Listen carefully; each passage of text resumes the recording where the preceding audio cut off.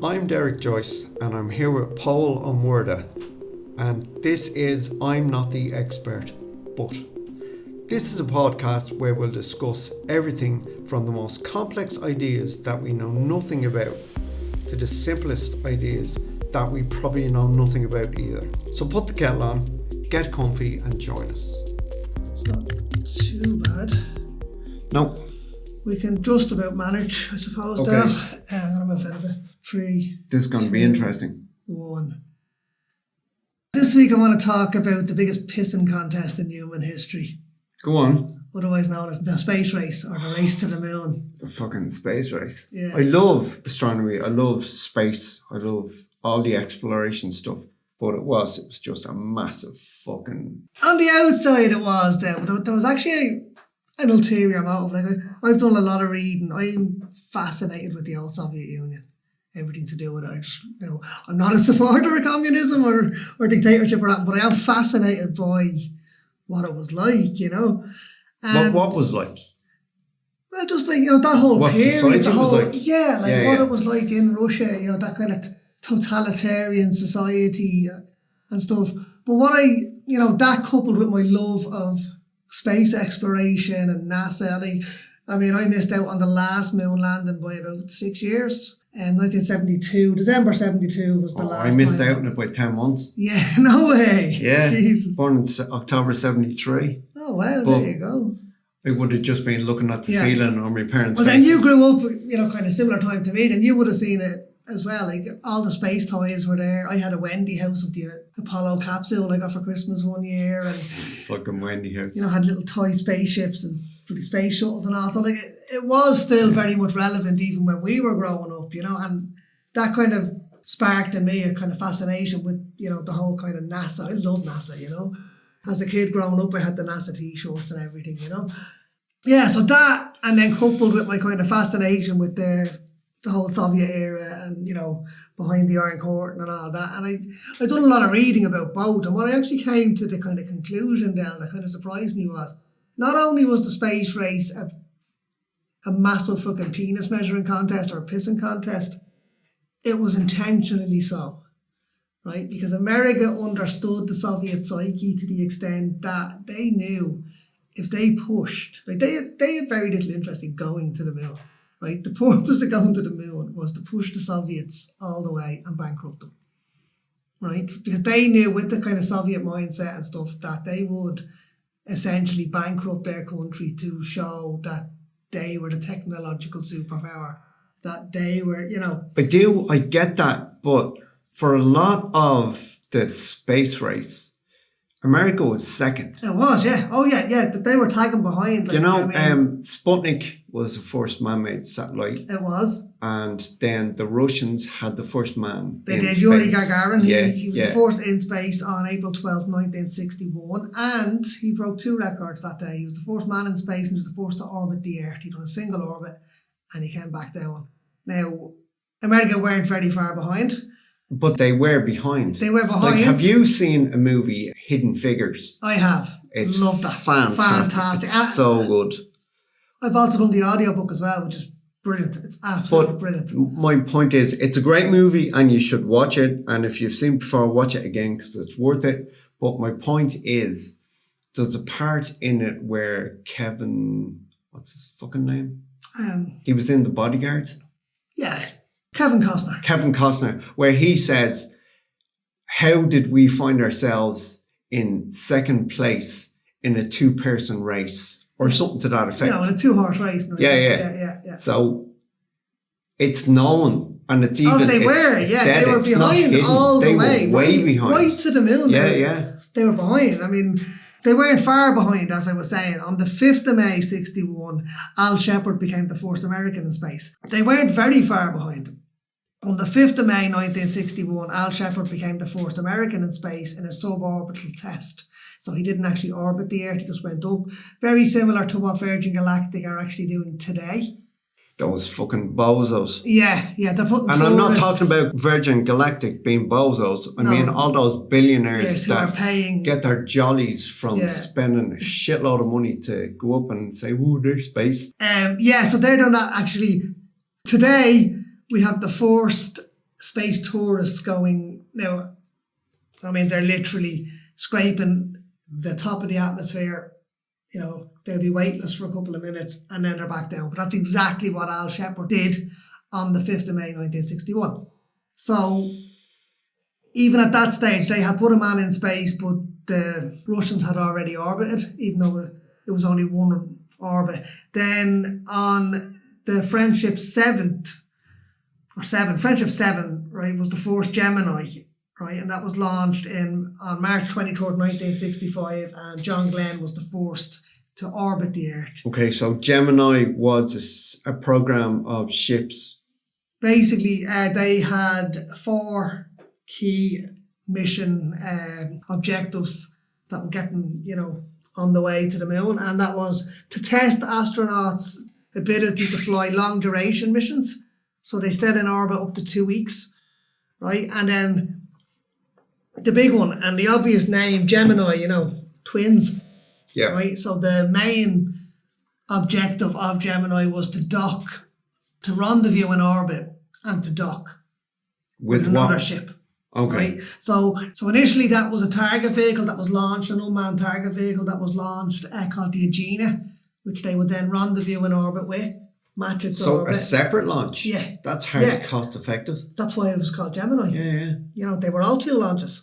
Yeah. That's hardly cost effective at all, which I know. answers the question why the payload in later ships was actually inside it, inside the launch. The LEM and everything. The Apollo. But funny enough, the Russians tried to do it all in one from the outset, right? That basically what took off from Star City would land on the moon. Right. That it was Star City was the launching point for Russia. the Russians. Yeah. So that was basically, they tried to do it all in one. And that's a better name than Cape Canaveral. Kind of why they failed. And I'll get to that later on, that, this is a tried and tested method that's worked, and it's what they're going to do again when they go back. Right, so that was 2 of the Gemini objectives. The other ones then, very important objectives, re-entry and landing, right, to master how they would do, to re-enter the Earth's atmosphere. Yeah, because again, if you watch Hidden Figures, they had to go from, was it an elliptical to a parabolic, or was it parabolic to elliptical? I think it was elliptical to parabolic. Right, okay. The first time. And then you have to come in at an angle. Or they bounce off. If they came in too shallow, they'd bounce off. The atmosphere. If they came in too steep, they'd burn up. In the atmosphere. In the atmosphere. So, okay. Yeah, so that's that. So then the last Gemini mission, Gemini 12, X-1112, launched on November the 11th, 1966, and had 2 guys who we're going to come back to later.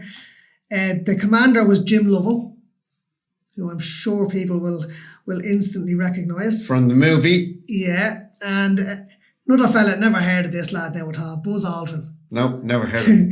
Wasn't he in Toy Story films? To infinity and beyond. No. Anyway, so that was the last Gemini mission, right? Now, during the Gemini 4 mission, Ed White became the first person to walk in space. He got out. He got out of the Gemini capsule, had a little float around, and popped back in. Now, Ed White would later go on to die tragically in the Apollo 1 disaster, which I'm going to get to now in a minute as well. Which didn't even get off the launch pad, wasn't it? Yeah. It was just during the test. Anyway, so Gemini 8 was the first one to successfully dock with the Aegina target vehicle, and it then began to spin out of control. How do I describe this? Like it's supposed to spin on its axis. Right. Okay. So there's 3 axes. There's pitch, roll, and yaw. Yes, it began to yaw. Right. Okay. Right, so pitch is up, down, vertical. Yes. Roll is roll, what it sounds like on its horizontal on its y-axis. Yeah. And yaw is it's turning, it's sliding left or sliding right. Yeah. It began to corkscrew out of control, and they basically undocked and used their re-entry thrusters on the Gemini to regain control, and they were able to bring her home safe, which was very, very close to disaster. So he didn't die? No. This was it was actually classed as a successful docking mission. Okay. But it Much the same way as Apollo 13 was a successful failure. Exactly. They managed to get everybody home. So then, so that was the end of Gemini then, with Gemini 12, with Jim Lovell and Buzz Aldrin. As I mentioned earlier, Apollo 1, which I always found bizarre when I found out what happened to Apollo 1, right? Remember there used to be a shop in Moore Street years ago called Apollo 1, right? I didn't know it was called Apollo 1, but it was Apollo. We just knew it as the Apollo, but it was actually called Apollo 1. It's quite bizarre when you consider what actually happened to Apollo 1. So on January 27, 1967, they were doing what they call a wires out test. So it's sitting on the launch pad, literally in its launch configuration. The umbilical cables, everything are disconnected. All control is inside the rocket. It's with the astronauts. It's literally as it is in the kind of 3, 2, 1 stage of an actual launch. And they had 100% oxygen in the capsule, which they figured was probably the optimum for space travel. Because there's no oxygen in space. No, but basically having 100% oxygen pressurized in a cabin is not a smart move. It's not, because it basically everything in that cabin wanted to burst into flames, essentially. And one of the things that they had, one of the great inventions that NASA gave us, and we still use today to this very day, was Velcro. They used to kind of stop things floating around in space. Yeah. So, but apparently under 100% pressurized oxygen, Velcro becomes highly combustible. So, it was just I don't want to go into too much detail. You can work it out. Roger Chaffee, Ed White and Gus Grissom were lost in pretty tragic circumstances. Pretty horrific way to go. Yeah. In the ensuing fire. So after that anyway, as NASA does, and in fairness to them, as they've always done, they learned from those mistakes. They immediately made changes and they reduced it to a 30% oxygen mix. And they thickened the walls then because of the pressure. Fucking 30% oxygen. Yeah. So they cut it by 70%. Jesus I know. Christ. Yeah. That's just that's like when your kid learns to bake or something. Yeah. And go, well, how much do I put in? And go, put more in. No, more in. Fuck it, put it all in.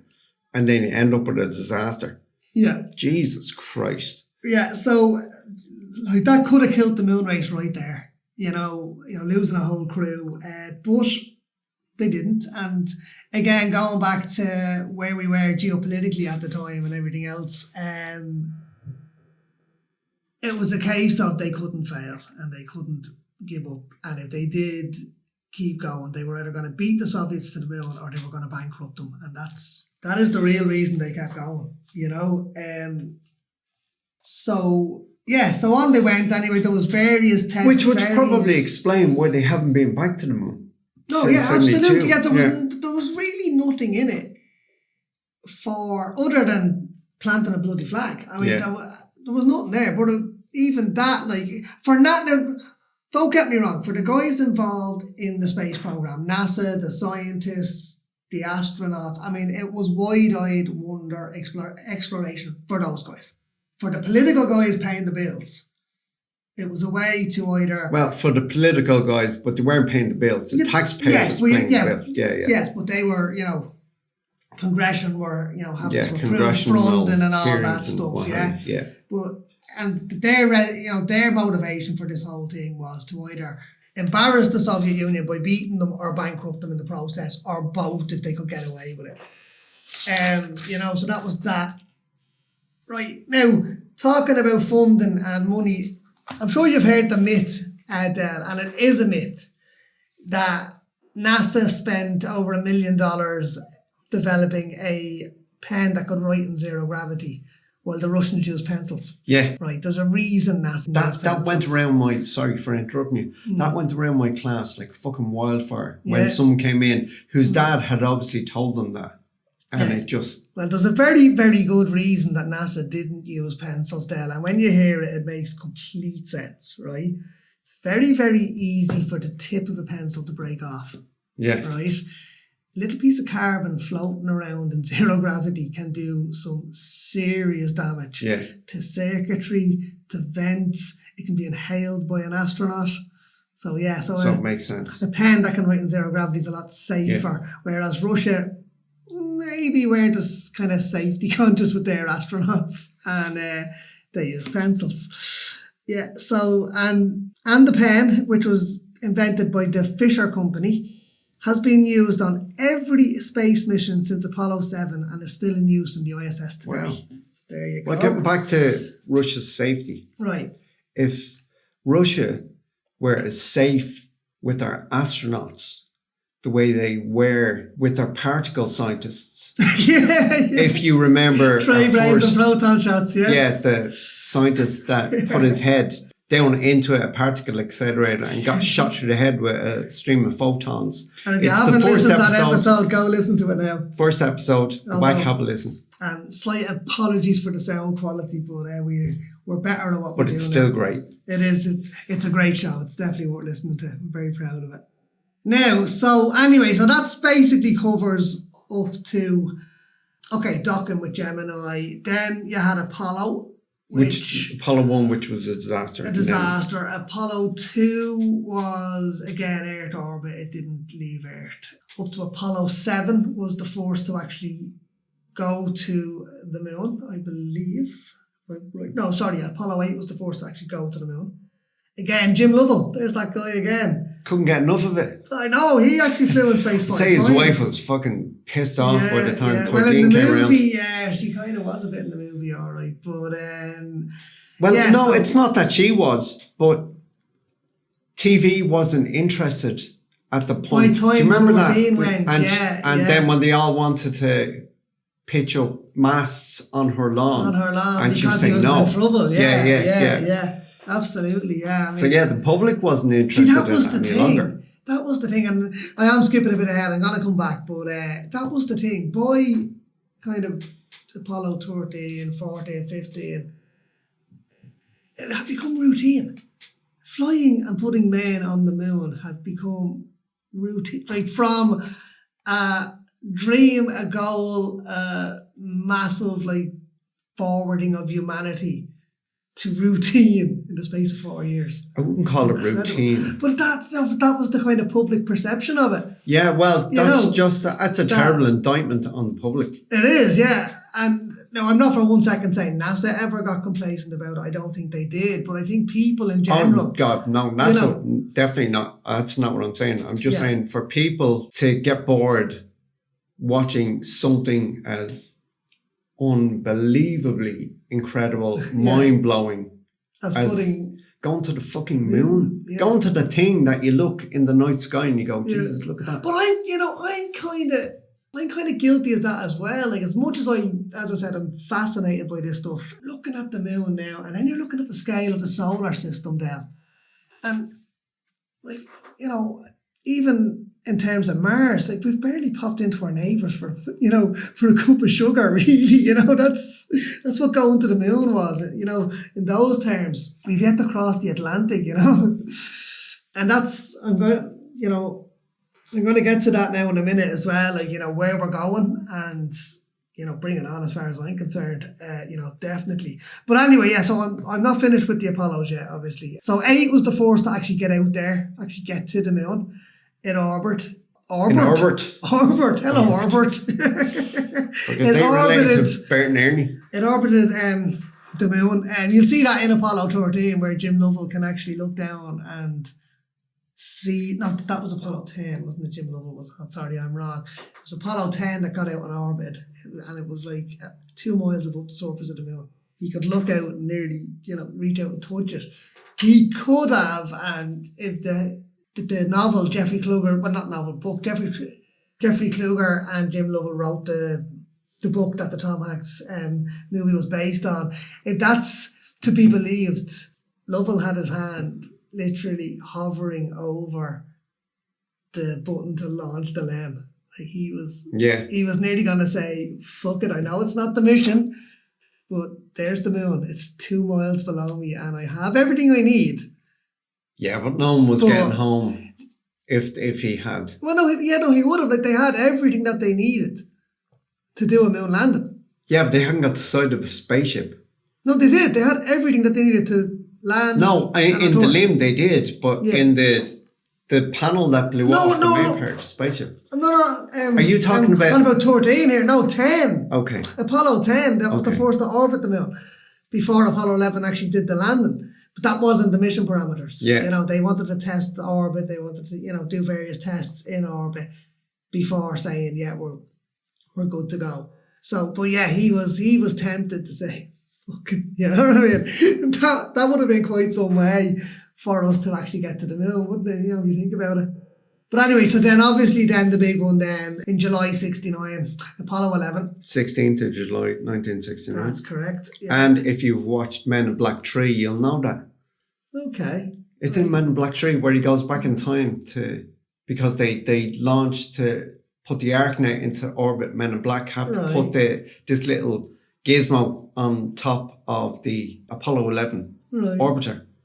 And it then puts up the ArcNet around the Earth, and they have to get to the launch pad and get this thing on top and then get off and not be seen. Right. And 39A. The launch, when they're on the way to Florida, they pass a news van, like delivering newspapers, and it says moon launch today. July 15, 1969. July 16, 1969. Right, yeah. So that was the launch. That's the only reason I know that. And then, now, I seen something the other day, Dale. I don't know if it's true or not. I sent it to you. I'd love this to be true. I really would love this to be true. As you know, the Apollo 11 astronauts were Michael Collins was the command module guy that that didn't land on the moon. Great Scandinavian name. Yeah, absolutely. Good Cork man he was, But yes, you had Michael Collins, then you obviously had Edwin Buzz Aldrin, and Neil Armstrong, obviously, who was the first to walk on the moon.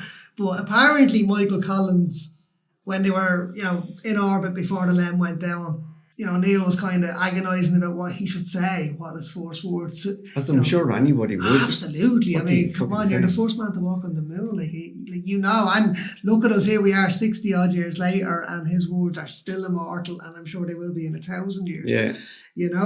So yeah, I mean, that's a hell of a pressure, but I love what Michael Collins suggested to him. Go on. He said you should just say, "What the fuck is that?" Scream and turn off the cameras. That'd be hilarious. Yeah, so that was that didn't happen, obviously. Well, funny enough, I just said Neil Armstrong's words are immortal. Do you know they're actually the most misquoted quote in human history? What? Okay, you tell me, what did Neil Armstrong say when he stepped down off the LEM? I can't remember. Come on, you can't remember. One small step for man, one giant leap for mankind, or something like that. That's the most misquoted thing ever. It was one small step for a man.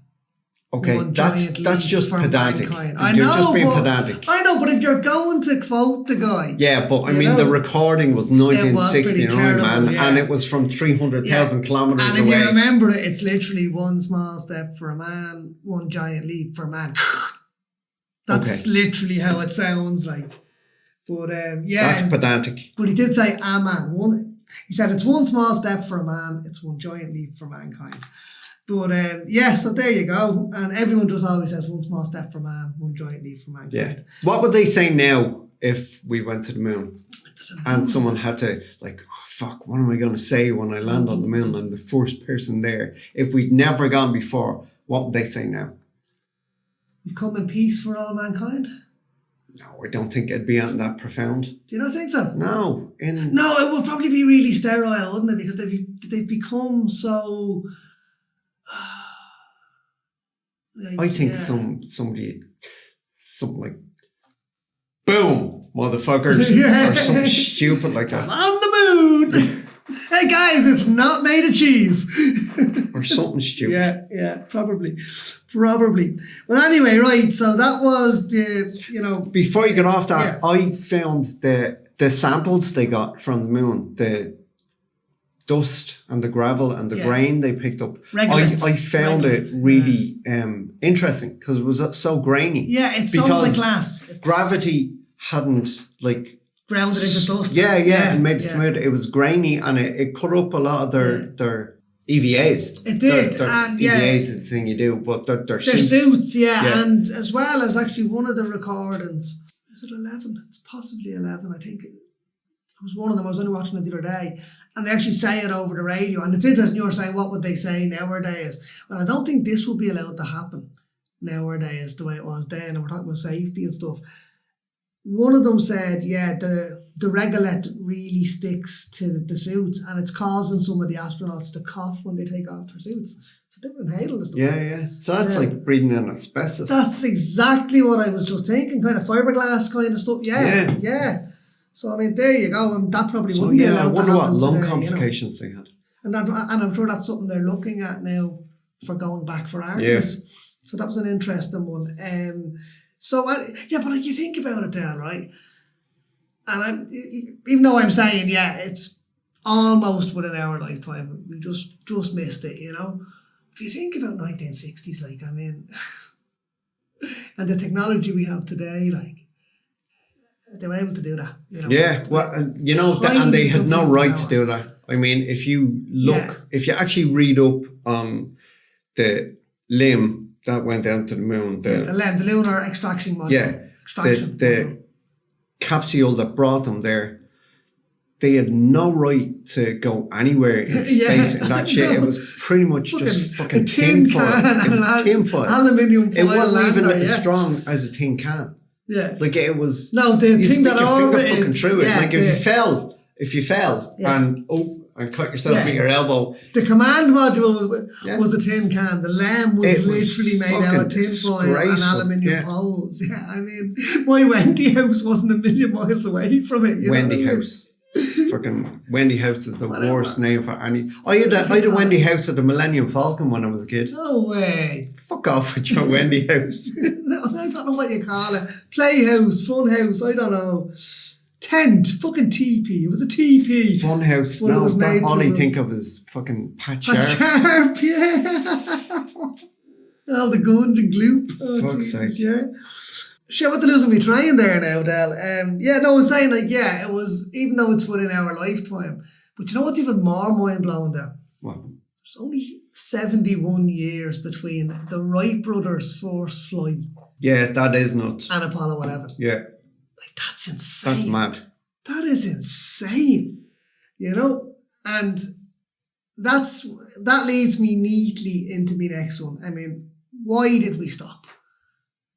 Why did we stop exploring? Funding. Well, yeah, and the funding dried up because of the Cold War. We won it. You know, they won. That was it. They had achieved their real goal, you know, for the politicians was to beat the Russians to the moon. They did it. But there's also the point, like they know more about the moon than they do about the bottom of the sea. Of our oceans, So I'm not saying it should have happened, but it's a plausible argument to say, fucking look in your own backyard before looking in somebody else's. I can absolutely agree with you there. And but as I said, I'm a massive space buff now. I really want us to keep going. I really do want us to keep going. Now, as you know, at the time of the Apollo Apollo 17, the last mission, it was Nixon who was in the White House by then, so he was kind of, under a lot of pressure at that time. Watergate was kind of bubbling and stuff. And so basically, Nixon kind of shelved it, and they were already working on the space shuttle program, which the idea of the space shuttle program, it was not about science, it was not about exploration, it was commercial. The idea of the space shuttle was to make money by putting satellites in orbit, by charging scientific organizations for experiments in space. It was a money pit. It never made money. It was an absolute money pit. It was a complete failure from that perspective. Yes, we all love to see a space shuttle launch. We love to see her coming back in and all. That thing was just hoovering up money. They never made money from it. It never became profitable. It never did. And obviously with the two major disasters, involving the Challenger in '86. Now I've a little bit of a personal connection to Challenger. I do remember watching it live on television. Yeah, I remember coming in and it was on the news. It was like, horrific. what the fuck? But I went over to New Hampshire in 2000, and the school where my cousins went was actually the school that Krista McCall of taught in. She was the first teacher in space, the first civilian in space. And it's now called the Krista McCall of high school or she would have been the first. School. Well, no, she did. Did she go on a previous one? No, she made Challenger made it into space. It did technically. It reached but that's splitting hairs, man. I know, but that's officially yes. She was the first civilian in space. Okay. They did reach high enough zero to gravity. Before the the whole tragedy thing. But so we were over there anyway, and it's in Concord in Massachusetts or New Hampshire? I can never remember. But anyway, that's where she was from, and the school is now named after her. And we went and visited her grave there as well. So that was kind of very, very poignant. Having watched that as a child, and then actually getting to see that woman's grave, that was kind of cool. Yeah, that really was, and it was unexpected. But anyway, then as things waned, with the space shuttle and then Columbia, obviously, But in '89, first Bush, George Herbert Walker Bush, he had ordered a study to look into putting a permanent base on the moon, with a view to going to Mars.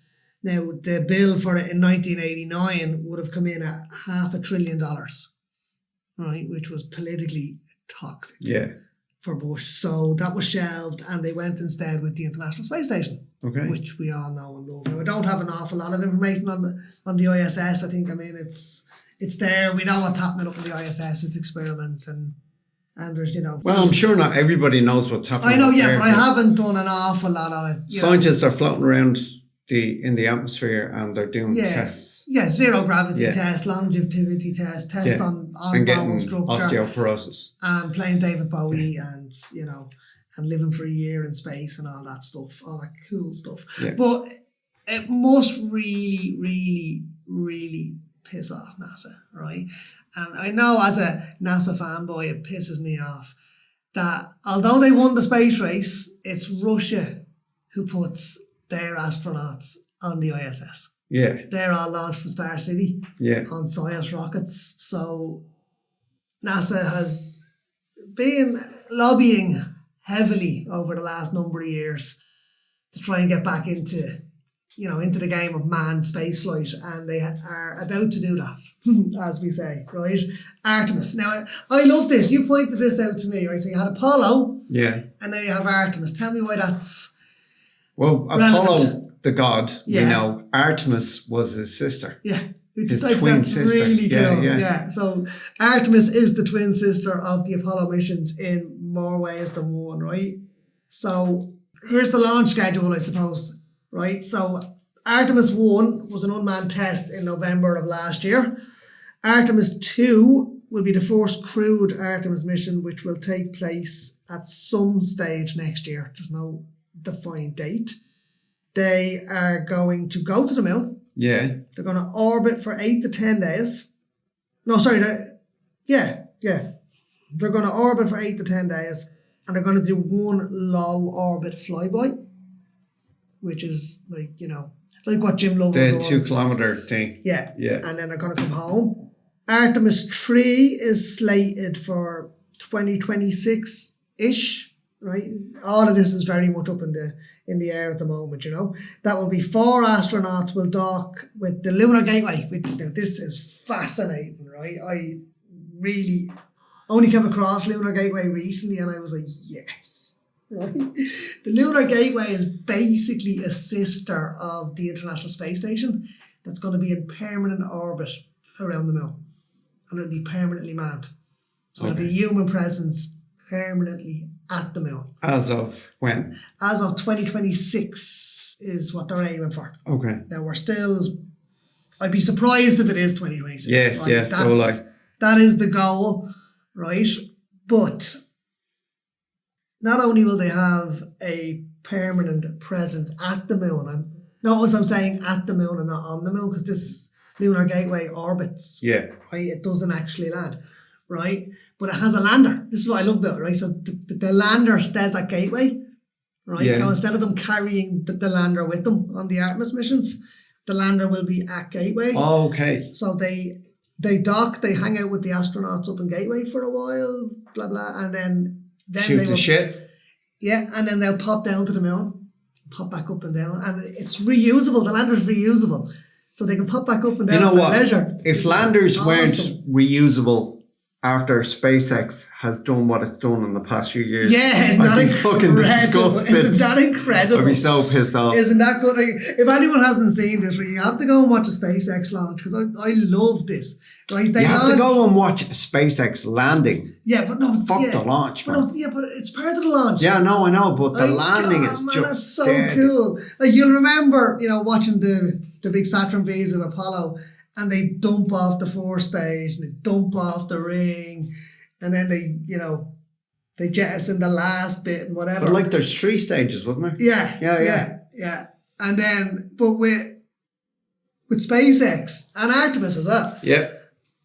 they launch that thing, they pop off the fourth stage into orbit or whatever, up to the ISS, Yeah. and the fourth stage Land is that like motherfucker. controlled landing back on it an is aircraft brilliant. And it carrier. breaks the sound barrier. Like, it's Yeah. just And incredible. it comes back and it lands on a It's great. pad on The an aircraft noise carrier. is just It's brilliant. brilliant, absolute genius. But that is the technology that they're now going to use for Artemis. Yeah. Good.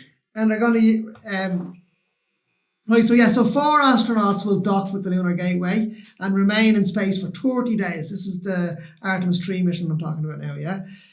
The Human Landing System, the HLS, right, will take 2 of the Astros down to the moon, right, to its south pole, a region previously unexplored by humans. Sample water was first discovered there in 1971 by a probe. Okay. So they're actually, and they're going to stay on the moon's surface for a week now. Fuck that. Now, previously they've only done it for hours. Yeah, A yeah. day, maybe 2 days. No, jeez, We're I don't even staying. think it was that long. Yeah, so we're 'Cause going to I know- stay for a week. No, which it's is- going back to all the way back to Apollo 11.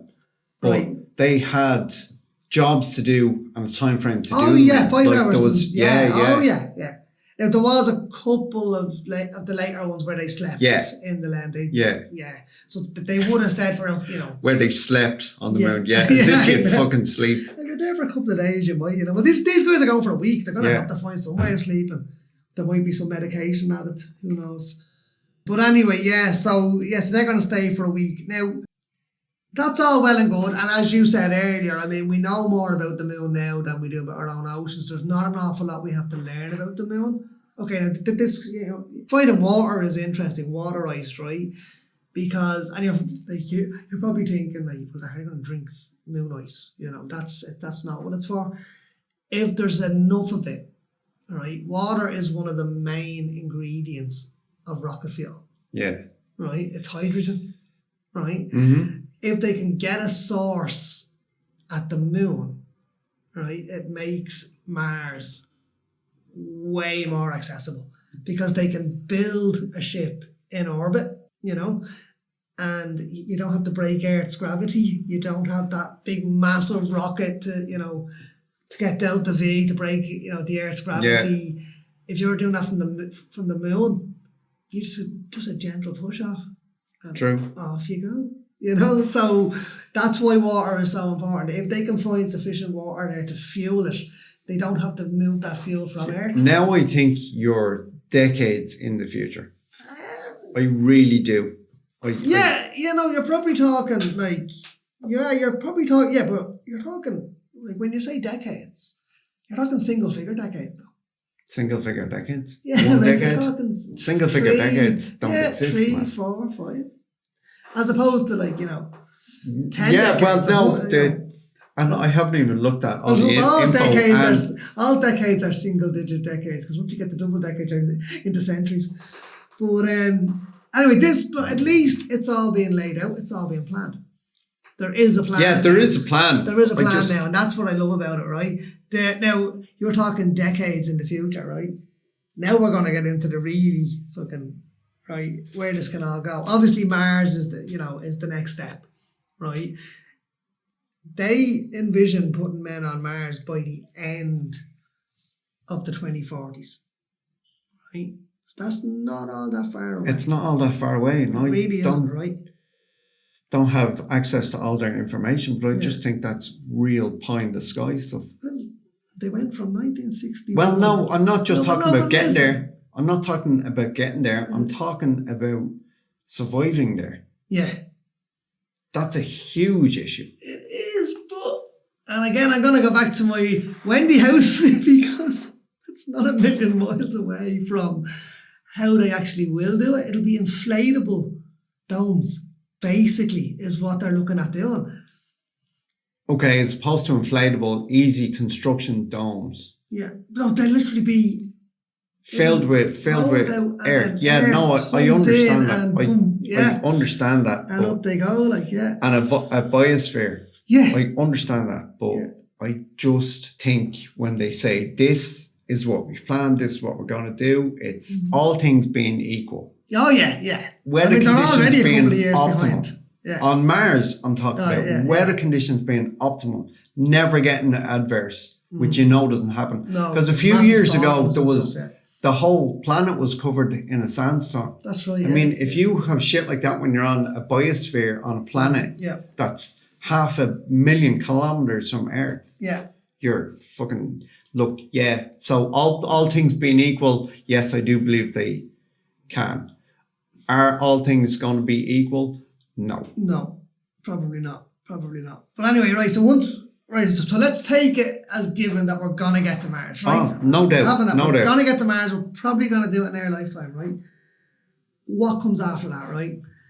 And this is where it gets interesting. I know there will be people listening to us, right, who will be saying, "Why are we spending this money? Why are we throwing this money away when there's people hungry on Earth, there's people homeless on Earth, there's famine, there's poverty," and I absolutely get that. I totally get that, right? Which is the problem I have with those fucking bozos that get off in their jollies. Oh yeah. Suborbit and fucking idiots. Yeah, I mean, feed the poxy planet. Yeah, exactly. No, I totally agree with you. But, and I will say, NASA's budget is a fraction of the American defense budget.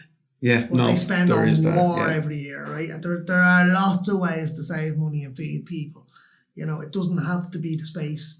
Human exploration is an important thing. For any species to survive, it has to expand, it has to explore, right? And I'm stuck on that one. But anyway, right, so getting to what I was saying, right? Now I am talking probably in the centuries as opposed to the decades with this, right? Single centuries or millennia, I don't know, right? They're looking at it though. They're looking at it. They're planning it. So it could be centuries. It might not be because they are planning it, right? The Kuiper Belt and the asteroid belt. Have you heard of them? Yeah, I have. Okay, so the asteroid belt is between Mars and Jupiter, right? Which is relatively in our neighbourhood backyard. Right? Which is relatively in our neighbourhood. In solar system terms, it's relatively in our... Because I thought the Kuiper Belt was accessible when I started researching this. Fuck's sake. Then I realised that's out beyond Pluto and that's like... Oh, isn't that the Earth cloud out there? No, it's the Kuiper Belt and then the Earth cloud, yeah. Okay. Right, so I have it all here, right? So the Kuiper Belt is a ring or a donut of icy bodies just outside the orbit of Neptune. Okay. Right? That's Pluto is its largest object. It took, what was that fella that went to Pluto on the flyby? Pluto. Oh, I have it here. Took 9 years and 7 months. 9 years. For a probe to get out there. And right? at 9 years and 7 months, right? And I had all the programs in it. And so it went dormant on its way out there. Yeah. And then when it fired back up, it was a blank slate. It was a blank slate. Right. There was nothing, All the no programs programs, went? all gone. Ah, jeez. And they completely spent, pointless. and some woman and her team, and I can't remember her name, and I do apologise, Miss Unbelievable Scientist, spent 3 days, no sleep, reprogramming it. And No reprogrammed it way. in time. And got it out. It did its thing. Yeah. Got the signal out to it, like? Yeah. Oh, wow. That's awesome. Yeah, that was New Horizons, that was called. Yeah, that's the one. Yeah. But anyway, right, so the main asteroid belt, right, now you're going to love this one, right? Right, is 30 astronomical units, right, to 50 astronomical units from Now, Earth. tell us all what an astronomical unit is. An astronomical unit is the distance from the center of the Earth to the center of the sun. Yeah. Right? It is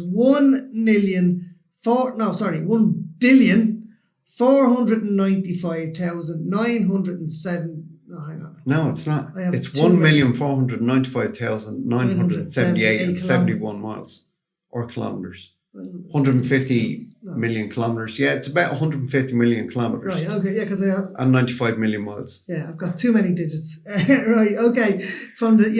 Right, so 30 times that Yeah. is to the asteroid belt. No, sorry, to the Kuiper belt. I Okay. apologise, right? Right, what is the biggest object in the Kuiper belt? Pluto. Yeah. Well, Pluto. they speculate that it's Pluto, which is why there's been such an argument over the Is years. it a planet? Is it it a planet? Is planet? not Yeah. a planet? And it's now An asteroid. no, Well, it's A planetoid. Is that a what they call it? planetoid or something like that. It's Yeah. called but they suggest that there might be bigger entities in the Kuiper belt than Pluto. Okay. Yeah, so All right, okay. there you Cool. go. Anyway, yeah, so the reason I'm going on about the Kuiper belt, right, is those asteroids are rich in platinum, in gold, in like diamonds, carbon, compressed carbon, not oil, as I may have suggested before. May have suggested, which you categorically said. Yeah. So these are like a windfall. They have the potential to end mining on Earth, Okay. right? Which probably sounds brilliant. Yeah, from and an I just want to add a caveat in there. Yeah. We are never ever getting there to mine these things. Well, do you honestly think so? Nope, Okay. I do not think so. Well, several scientists disagree with you. I'm right? sure they do. And I'm about to It's get their to job. that, right? We're never getting there. We won't live to see it. I totally agree with you there, right?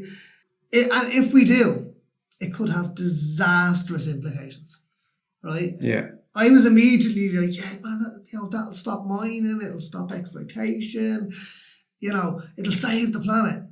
It'll destroy the economies of mostly developing nations. Yeah, because they rely so heavily on the export of their of their natural resources, right? So so the first tangible effort to enable the development of asteroid mining techniques came in 2012, right? From Planetary Resources, a Seattle-based aerospace company, right, was quickly followed then by Deep Space Industries, right? And their satellites have today identified 15,000 asteroids with the potential for mining. Generally, it's mostly hypothetical, right? Mostly due to the insane cost. It would just cost like an absolute fortune to get there. I think, actually, I want to go back on what I was saying about we'll never get there. I think miners will get there and they'll mine, and one day they'll look over their shoulder and there'll be a spaceship passing, and it'll be people going from Earth saying, lads, listen, we're after fucking that place up and we're going to the new one, so don't bother going back. Yeah, we need somewhere else to go. Yeah. But that is generally, that could actually happen. Mining could actually be catastrophically bad for Earth, and I'm just going to get to that now. Right, so it's mostly hypothetical, right? NASA spent $1 billion to return 400 grams of material from Bennu in the Osiris-1 mission. Osiris. Osiris-1, Yeah. where they landed on the asteroid there. It took them 7 years. 7 years. So yeah, we're not doing it anytime soon. Yeah. Right. Now there's a company or an organisation called Asterank, right, who measure the potential value of over 6,000 asteroids that NASA are currently monitoring. Right? Asterank. Okay. So it ranks asteroids by value, yeah? I thought you said something else. Asterank measures potential value of over 6,000 asteroids that NASA are currently monitoring. It estimates that just the top 10 would generate over $1 trillion of raw materials. Iron, cobalt, platinum, gold. One asteroid called 16 Psyche, right, has been reported to contain $700 quintillion worth of gold alone. Right? That would make gold absolutely useless. That would make gold worthless. Fucking Utterly aluminium. Worthless. Yeah, it would make it utterly worthless, yeah. That's where we're just getting to that, right? The economic impacts, right? Neil deGrasse Tyson has already said that the first trillionaire will be an asteroid mining tycoon. He's really annoyed with you that you call him Neil deGrasse Tyson. It's the grass, isn't it? It probably is, but someone called me Derek Joycey. I'm pissed. So I'm thinking deGrasse Jr. deGrasse. Right, yeah. Anyway, he has said that the first trillionaire will be an asteroid mining tycoon. But it could potentially destroy the global raw materials economy worth $600 billion every year. A university in Tel Aviv has done a model or simulation. One shipment from space, right, devalued gold by 50% in their simulation. Yeah, and the rest. Right. Developing countries will be hardest hit due to their absolute reliance on export of diamonds, gold, precious metals and stuff like that. And that's pretty much it. Okay. Succinct And to the point. And 55 minutes of fucking succinctness.